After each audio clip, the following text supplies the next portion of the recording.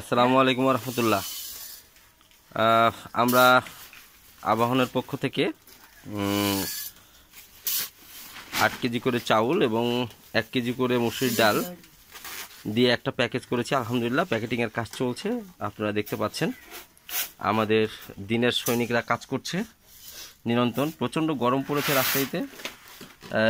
এই গরমে সত্যি কাজ করাটা কষ্টসাধ্য ব্যাপার, এ বিষয়ে কোনো সন্দেহ নাই।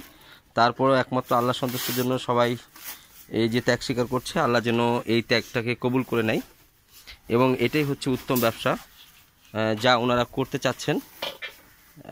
এবং এখন প্যাকেটিংয়ের কাজ চলছে।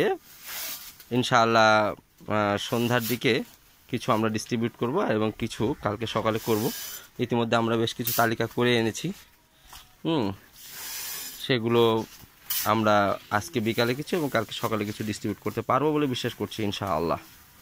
তো এই পর্যন্তই আমরা কাজ করি, দেখা যাক পরবর্তীতে আবার আপনাদের সবাইকে আপডেট জানাবো। আসসালামু আলাইকুম ওয়া রাহমাতুল্লাহ।